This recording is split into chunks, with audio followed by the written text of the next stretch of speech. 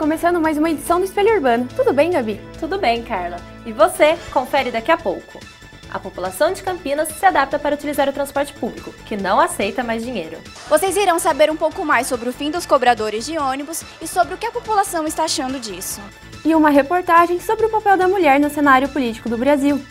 Cinema. A exibição de filmes dublados cresce a cada dia no país. O programa de hoje conta também como ficou a caravela do Taquaral depois da reforma. Foram substituídos todos os arranjos estruturais, como o piso do convés e revestimento do casco. E uma entrevista com a cartunista Laerte. Seus 40 anos de carreira estão numa exposição em São Paulo. Eu sou rigorosa em relação ao que eu produzo por temor, insegurança. E no último bloco, um curta-metragem sobre gírias, como elas evoluíram com o tempo. Tudo isso a partir de agora. O Espelho Urbano está no ar.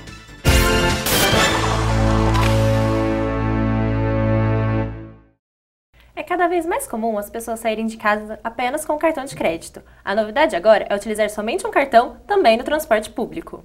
Mas essa mudança tem causado dúvidas e reclamações em Campinas. A repórter Gabriela Soligo mostra os problemas enfrentados pela população.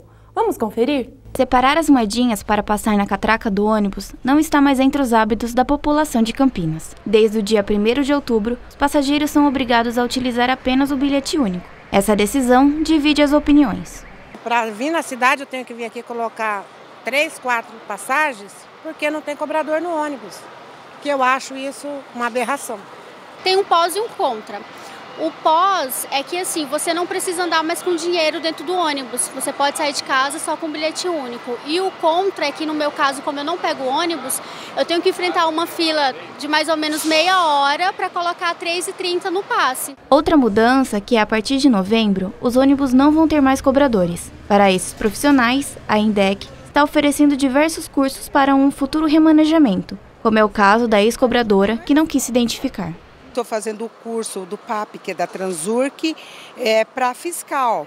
E a empresa que eu trabalho, ela está me preparando, né, com o curso prático, né, e é um treinamento. Eu estou obtendo um treinamento na empresa para eu ser fiscal.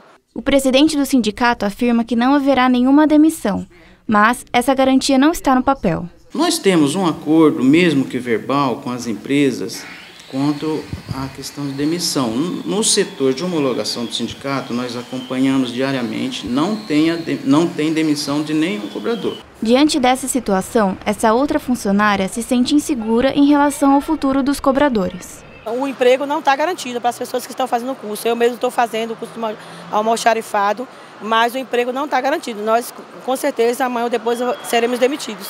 Já para este motorista, quem saiu prejudicado foram os profissionais que vão ter que conduzir os ônibus sozinhos.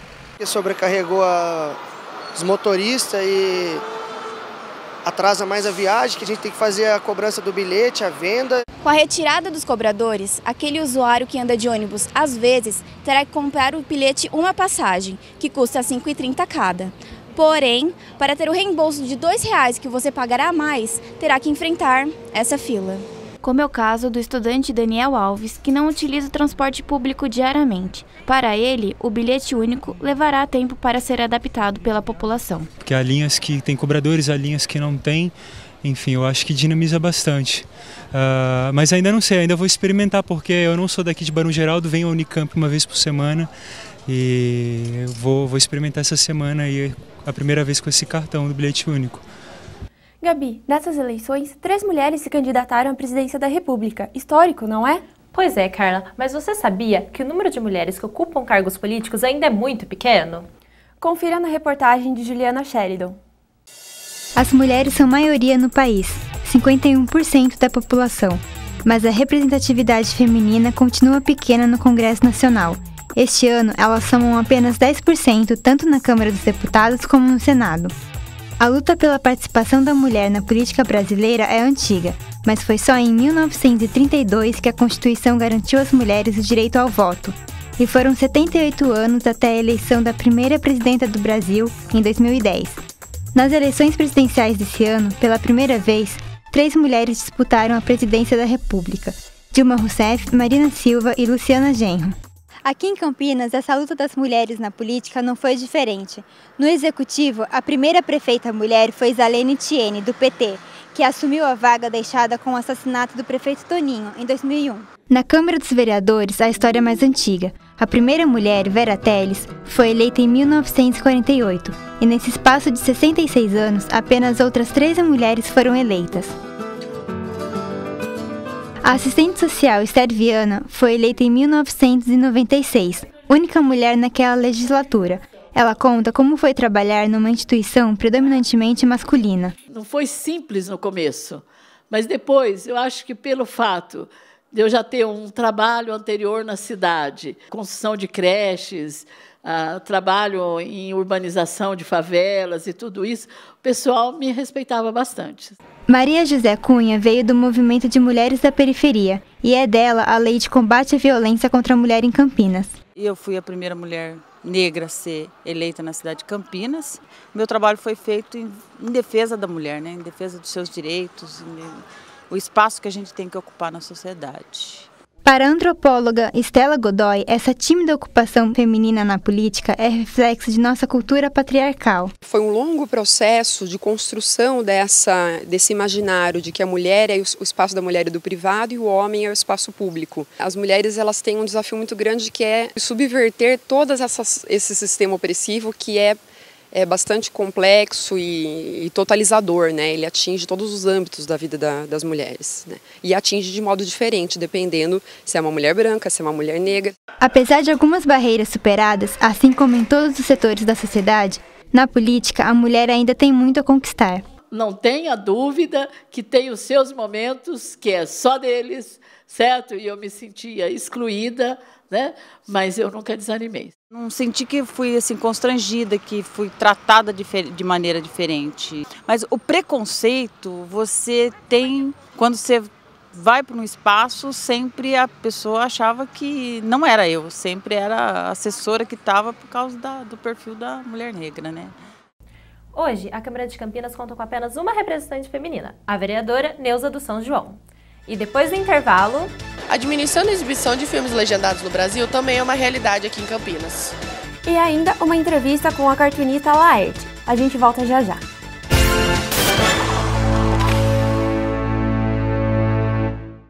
Todo mundo tem um amigo especial. A PUC Campinas tem vários.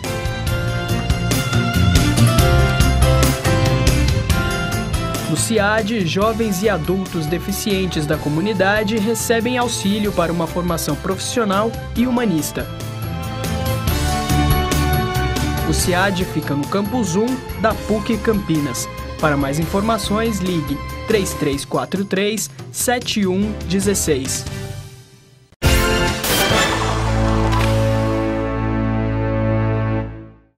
Agora vamos falar de cinema. Os gêneros de filmes são os mais variados. Terror, romance, suspense, comédia, mas seja qual for, algo vem se tornando comum entre eles, não é, Carla? Isso mesmo. Hoje no Brasil, as salas que exibem filmes estrangeiros apresentam áudio dublado. E em Campinas, essa realidade não é diferente. É o que mostra a repórter Flávia Coelho. A cada dia, aumenta o número de filmes dublados nos cinemas brasileiros. Antes, a maior parte era apresentada em áudio original com legendas. Atualmente, as dublagens são os preferidos de uma grande parcela do público. O dublado porque eu consigo prestar mais atenção no que está acontecendo no filme. Se ele é legendado, eu tenho que ficar prestando atenção no que está escrito e mais na imagem, então eu prefiro o dublado. No cinema a gente é mais fácil de entender o que está falando, né? Aí fica mais fácil para entender a imagem do que está se passando no filme. Eu prefiro dublado. Por quê? Porque aí eu consigo ver tudo, porque é muita coisa, é muita informação para mim ler e ver o filme. Muitos filmes são muito rápidos, a gente não consegue até acompanhar, né? Então eu tenho essa preferência mais pelo dublado. Essa preferência dos espectadores foi confirmada em uma pesquisa feita pelo Instituto Datafolha em 2012, que mostra que 56% dos frequentadores de cinema preferem filmes dublados, 37% optam pelos legendados e os 7% restantes são indiferentes. O número de filmes dublados distribuídos no Brasil aumentou em 2013. Tá com vergonha? Sem tempo! Ele tava com paraquedas? Segundo a distribuidora Paramount, esse número chegou a 70% dos filmes. Já a PlayArt teve 75% de seus lançamentos em cópias dubladas. Daqui a um tempo não muito remoto,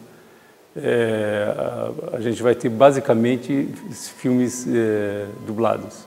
E os filmes legendados vão estar em poucos cinemas e nichos assim de mercado. As redes de cinema definem a programação a partir de uma análise de procura pública local e o horário também é definido pelo fluxo de pessoas. Nas 6 salas de cinema desse shopping de Campinas, localizado próximo à região Campo Grande, por exemplo, praticamente não são exibidos filmes legendados, mas, na fila, encontramos pessoas que têm preferência pela legenda. Eu acho que o dublado, eles não seguem à risca o que eles realmente falam, e eu gosto de ouvir a voz do ator. Eu prefiro a voz original do ator. Eu acho que dá mais emoção pro filme do que o fato de ser dublado. Eu acho que fica um pouco falso. A voz é parte muito importante da interpretação. Com isso, nas dublagens, o espectador perde a visão global do filme. Welcome aboard PanCon Flight 257 to London. Flight time today will be 6 hours and 30 minutes. I love you. Você perde a parte essencial do filme, uma das partes essenciais do filme, que é você perceber a interpretação do ator, o tom que ele dá, a maneira com que ele expressa os sentimentos. É completamente diferente se é dublado. Os filmes dublados tendem a crescer cada dia mais. E para aqueles que preferem as legendas, a lei do cinema vão ter que buscar outras alternativas. Parece que é você que dá as ordens agora, capitão. Pode apostar.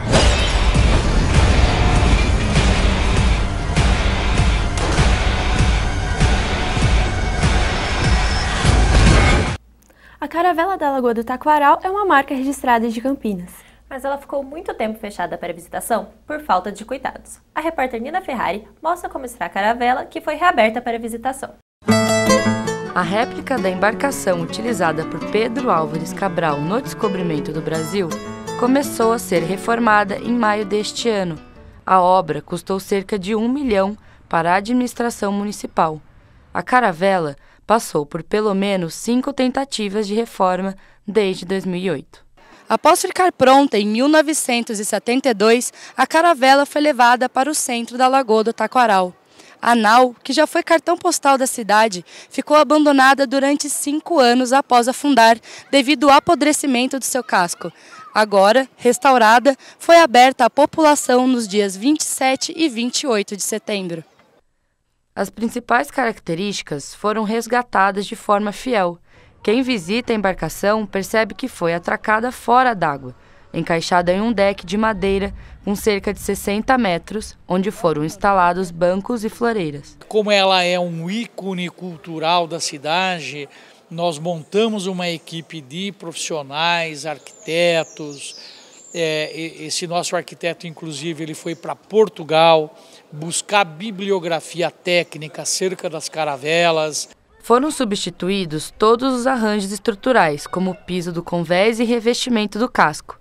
Foram aplicados produtos para preservar a madeira e a pintura. No convés, há um boneco confeccionado pelo artista Jesus Seda, representando tripulantes. Apesar de todas as novidades, a nau ainda vai abrigar em seu interior um museu naval. A nossa expectativa é que em 6 meses, ou seja, abril de 2015, nós já tenhamos o Museu Naval aberto à visitação pública.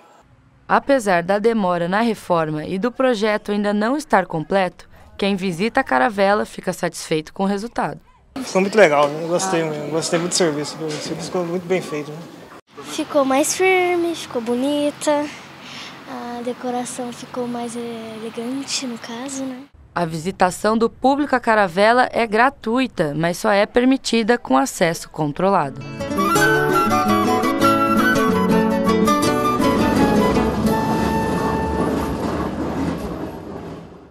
Os horários de visita à caravela para o público em geral são apenas aos sábados, domingos e feriados, das 8 ao meio-dia e da 1h30 até as 3 da tarde.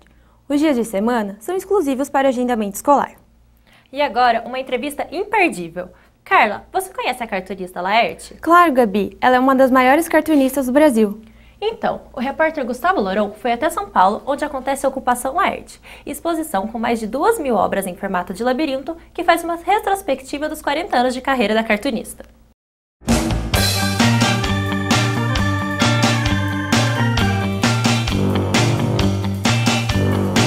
Laerte nos apresentou a exposição e também conversou com a gente sobre o início da carreira, nos anos 70, quando seus traços defendiam o movimento sindical em plena ditadura militar. Na época da ditadura, eu trabalhava no jornal Gazeta Mercantil, que era um jornal de economia, e trabalhava também para os sindicatos de trabalhadores, né? E o meu trabalho já tinha uma pauta que, em princípio, não desafiava as regras da censura. Eu não cheguei a ser censurada na ditadura, não. Só fui censurada na Nova República. Foi censurada? Fui, mas era censura interna do jornal. Depois, a cartunista criou personagens como os Piratas do Tietê, Overman e Hugo, que no início dos anos 2000 se travestiu e virou Muriel. Um personagem que você manteve mesmo depois de parar alguns outros foi o Hugo. Por que essa escolha? Porque Hugo / Muriel é a personagem que me ajudou a refletir e a fazer essa passagem também, essa transição que eu ainda estou fazendo, né? Dentro da transgeneridade. Como o personagem me ajuda nessa passagem, eu gosto de mantê-la, porque é isso, porque é um processo que não termina assim, não dei por terminado o que eu tinha a viver, né? Laerte, no início da sua carreira, você desenhava com os sindicatos, é uma luta pela democracia. Agora, você também luta pelas questões da comunidade LGBT, a liberdade sexual de gêneros. Você consegue fazer um paralelo entre essas duas lutas? Não é bem um paralelo, é um contínuo, né? É uma continuidade assim, de situações. É sempre uma luta por liberdade, por direitos civis. Hoje existem ainda muitas partes da população que estão privadas de direitos civis, que outras gozam. Então, a população LGBT é uma dessas, mas não é a única. Atualmente, os desenhos de Laerte ganharam tons poéticos, distanciando das narrativas de humor habitual. Em algumas entrevistas você chegou a falar que você optou por trabalhar com temas mais poéticos, filosóficos, com metáforas. Por que essa escolha?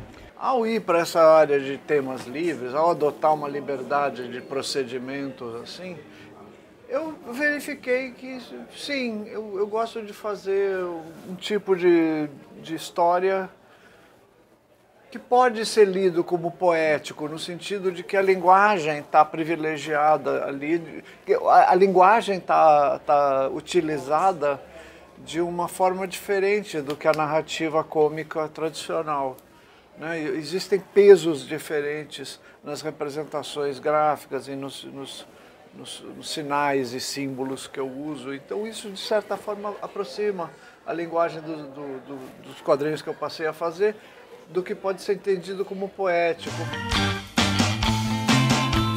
E você é autocrítica com o seu trabalho? Eu sou bastante, assim, eu tendo a ver o que eu fiz com olhos muito críticos, assim, de um modo geral. Eu sou rigorosa em relação ao que eu produzo por temor, insegurança, vários tipos de sentimentos. Nas paredes deste labirinto estão vida e obra de Laerte Coutinho. Desenhos e histórias que narram a trajetória da quadrinista através de personagens, sátiras e personalidade. Quem desenha e escreve e compõe, quase sempre está fazendo uma projeção da sua intimidade, mais ou menos como quem sonha.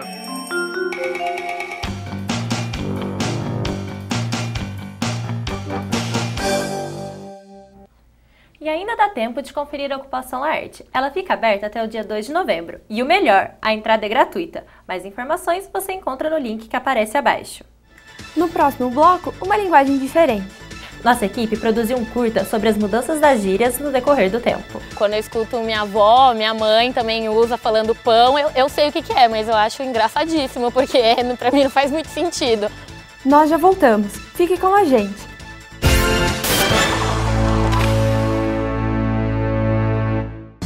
Desde 1972, a Clínica de Fonoaudiologia da PUC Campinas está de portas abertas para a comunidade. Com equipamentos de última geração, realiza exames e terapias de reabilitação da fala. Se necessário, oferece aparelhos auditivos.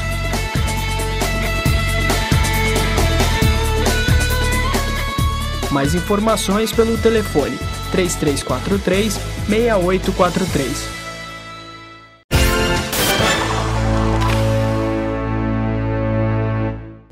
E agora, galera, nós vamos dar um giro no tempo. À procura de um broto ou de um pão, Carla? Neste bloco, vamos ver um curta produzido pela nossa equipe que conta um pouco sobre gírias usadas por diversas idades.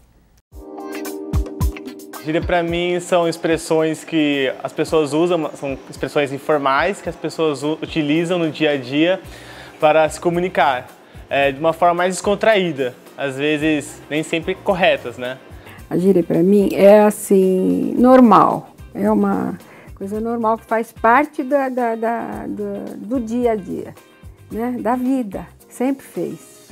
Não é porque agora é mais moderno, não, sempre fez, antigamente também tinha muita gíria. Né? Não existe um manual que determine, as gírias são essas, você vai ouvindo e vai assimilando e faz parte da cultura de uma época. Eu acho que é a maneira que a minha geração se usa para se expressar, um jeito, algumas palavras até nem existem no vocabulário português e mesmo assim para nós tem um sentido.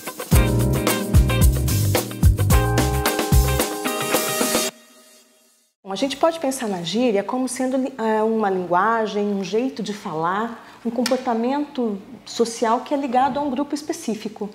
A gíria, ela já nasce assim com essa acepção. A cidade muda, a sociedade muda, os anseios mudam e os grupos também mudam. Por isso é que as gírias, elas são temporais. O cara era um pão. Pão é muito antigo. Pão é dos anos 60 que migrou para os anos 70. A gente falava na adolescência, o cara era um pão. Nossa, era um pão, nossa, era bonito pacas, né? Era assim que a gente expressava. Quando eu escuto minha avó, minha mãe também usa falando pão, eu sei o que é, mas eu acho engraçadíssimo, porque pra mim não faz muito sentido uma pessoa bonita ser um pão. Quando a garota era bonita, já falava também que ela era um colírio para os olhos. Se ela passa assim na rua, a gente assovia, faz alguma coisa. Ai, aí, gata, tudo bem? Gostosa também, mas nada além disso, porque eu tenho muita vergonha, né? Tábua, meu Deus do céu, isso eu não posso falar mais. Isso é 60 para 70. Se você ia num baile, que hoje quase não se fala, e o moço vinha tirar para dançar, você não podia dar tábua, porque você não era mais tirada por ninguém. E por que eu estava tábua? Porque eu sempre fui alta. E eu ia em baile com um homem muito pequenininho, então eu ficava sentada, o moço vinha na minha direção e eu ficava percebendo, meu Deus, ele é muito pequenininho, eu tinha que dar tábua. E aí eu me queimava, ó, queimar outra gíria.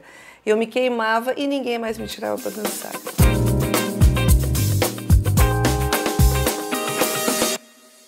Eu acho que muitos programas que os jovens assistem tem muita gíria. Aí eles pegam muito desse programa e vai passando. Quando na TV é um que tem muito, tem um mais ou menos. Aí eu acho que meus amigos assistem muito. E como eu convivi muito com eles, aí eu acabei pegando. Você acaba pegando assim, de quem você gosta, que você acha uma palavra legal, você acaba repetindo. Então algumas gírias continuam, né? As novelas passavam, ditavam as gírias também. A gíria, ela é linguagem de um grupo durante um determinado tempo, mas ela migra para a sociedade. Hoje eu estava lendo um post nas redes sociais, né? E uma colega, que também é professora universitária, falou assim, estou aqui com meu amigo e divo. Poxa, o que é o divo? De onde que vem essa palavra? Por que vocês riem? Porque a gente sabe que vem de um determinado grupo e a gente usa, não é? E fica bacana. Se dissesse só meu amigo e querido, ótimo, mas quando fala divo...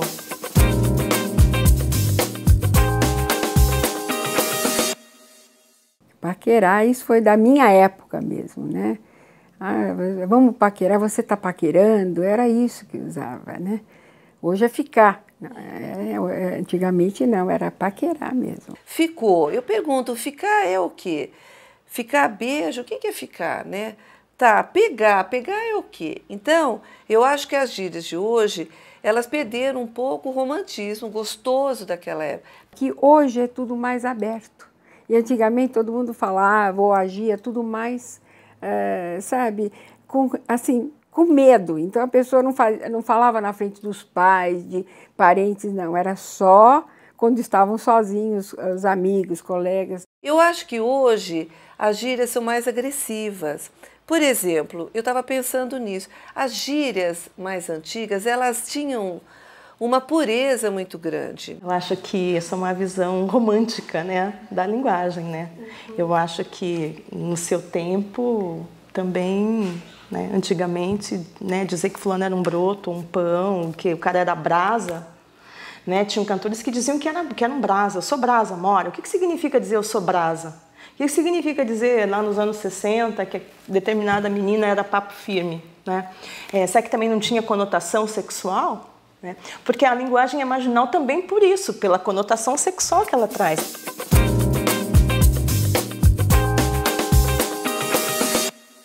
A gíria que vai marcar minha geração, acho que é novinha. Novinha é uma menina bonitinha, ou às vezes, sei lá, de boa, que a galera tá afim. Mano também marca bastante. Mano começou faz muito tempo e ainda continua até hoje, mano. Não vai mudar. E depende mais das pessoas continuarem, né? Eu acho que a gíria que vai marcar minha geração é recalque.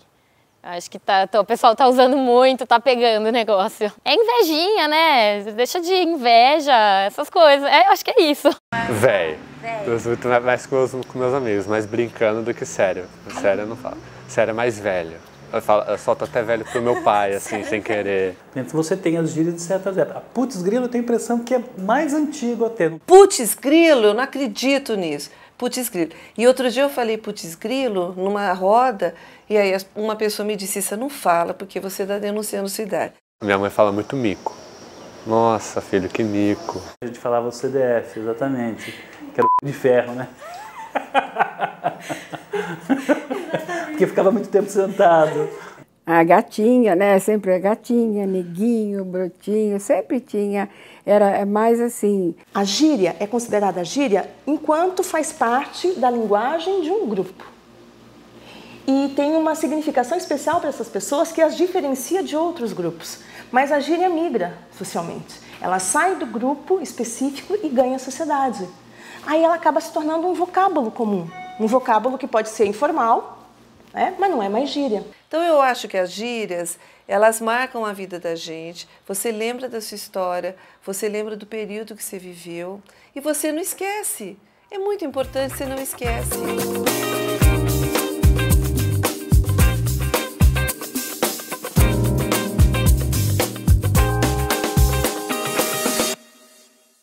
E aí, Carla, curtiu? Foi massa, pena que o programa acabou. Então, valeu pela companhia e até o próximo. Tchau!